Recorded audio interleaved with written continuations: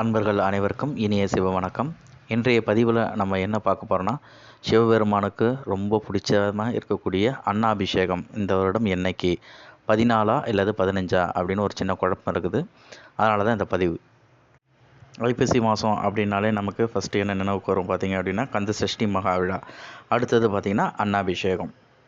அன்னாபிஷேகம் பார்த்திங்கன்னா ஒவ்வொரு வருஷமும் ஐப்பசி மாதம் பௌர்ணமி அன்னைக்கு நடக்கக்கூடியது அன்னாபிஷேகமாக நம்ம கொண்டாடுறோம். சோறு கண்டவங்களுக்கு சொர்க்க நிச்சயம் அப்படின்னு சொல்லுவாங்க பார்த்தீங்களா. சோறு கண்ட இடமே சொர்க்கம்னு. அதுதான் பார்த்திங்கன்னா இந்த அன்னாபிஷேகத்தோட தாற்பரியம். பௌர்ணமி அப்படின்னாலே அது சிவபெருமானுக்கான முக்கியமான நாள். எப்பவுமே பூஜைகள் அபிஷேகங்கள்லாம் பார்த்திங்கன்னா 16 வகையான பொருட்களை வச்சு சிவபெருமானுக்கு அபிஷேகம் பண்ணுறோம். அது எல்லாமே பார்த்திங்கன்னா அதிகபட்சம் 24 நிமிஷத்துலேயே அதை நம்ம நிறைவு செஞ்சிடுவோம். ஆனால் அன்னாபிஷேகம் மட்டும்தான் பார்த்திங்கன்னா கிட்டத்தட்ட 1.5 மணி நேரமாக அந்த அபிஷேகத்தை அந்த அலங்காரத்திலேயே ஐயா இருப்பார். இப்போ பௌர்ணமி அன்னைக்கு என்ன நட்சத்திரம் வருமோ அந்த நட்சத்திரத்துக்கு என்ன அதிபதி, அதை பொறுத்து தான் பார்த்திங்கன்னா அதை வச்சு நம்ம அபிஷேகம் பண்ணுவோம். அதே மாதிரி பௌர்ணமி அன்னைக்கு இருக்கக்கூடிய அஸ்வினி நட்சத்திரத்துக்கு அதிபதியாக இருக்கக்கூடியது அன்னம். அதனால தான் நம்ம பார்த்திங்கன்னா அன்னாபிஷேகம் பண்ணுறோம் நம்ம. அதே மாதிரி சந்திர பகவான் பார்த்திங்கன்னா தன்னுடைய முழு சாபமும் நீங்க பெற்ற நாளும் முழு ஒளியாற்றல் பெற்றக்கூடிய நாளும் பார்த்திங்கன்னா ஐப்பசி மாதம் வரக்கூடிய பௌர்ணமி தான்.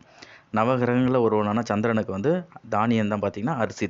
சிதம்பரத்தில் நடராஜர் கோயிலில் இருக்கிற பார்த்திங்கன்னா சபாபதிக்கு தினந்தோறுமே அன்னாபிஷேகம் பண்ணுவாங்க.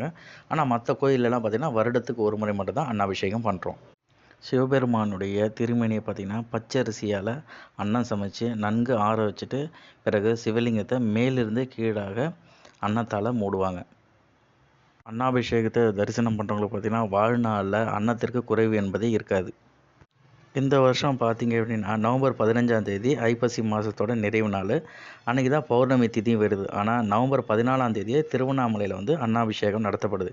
என்ன கேட்டிங்கன்னா அவங்க எதை பேஸ் பண்ணி நடத்துவாங்கன்னா அஸ்வினி நட்சத்திரம் என்னைக்கு வருதோ அதை பொறுத்து தான் அவங்க ஒரு நாள் முன்னாடியே அன்னாபிஷேகம் பண்ணுறாங்க. உங்கள் ஏரியாவில் இருக்க கோயிலில் என்னைக்கு பண்ணுறாங்கன்னு பாருங்கள். முக்கால்வாசி எல்லா கோயில்லையுமே 15ஆம் தேதி தான் அன்னாபிஷேகம் பண்ணுறாங்க.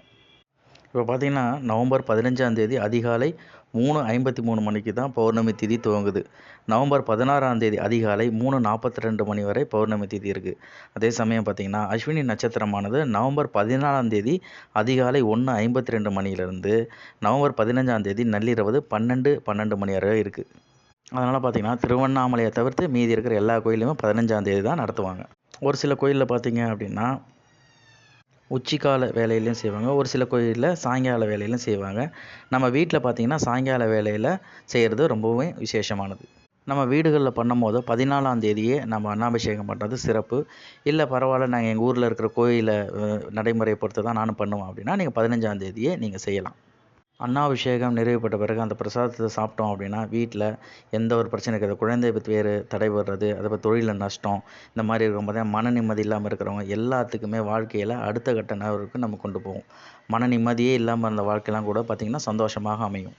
நீங்கள் வீட்டில் வச்சு கும்பிட்றீங்க பார்த்திங்களா, அன்னாபிஷேகத்துக்கு சிவலிங்கம் வச்சு வழிபாடு பண்ணிக்கலாம். அந்த பிரசாதத்தை இருக்கிற எல்லாருக்கும் அக்கம் பக்கத்தில் கொடுங்க. அதே மாதிரி அன்னாபிஷேகத்துக்கு தேவையான அரிசியை சிவன் கோயிலுக்கு வாங்கி கொடுங்க.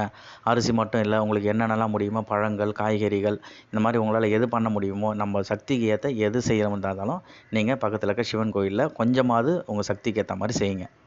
உங்களால் சிவன் கோயிலுக்கு போய் பொருள் வாங்கி கொடுக்க முடியலைன்னா யாருக்கிட்டையாவது காசு கொடுத்தாவது நீங்கள் போயிட்டு வாங்கி கொடுக்க சொல்லுங்கள். உங்களோட பங்களிப்பு கண்டிப்பாக இருக்கணும்.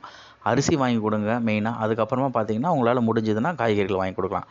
கண்டிப்பாக நீங்கள் போயிட்டு அன்னாபிஷேகத்தை தரிசனம் பண்ணிங்கன்னா உங்களுக்கு அன்னத்துக்கு குறைவே இருக்காது. நன்றி. திருச்சிற்றம்பலம்.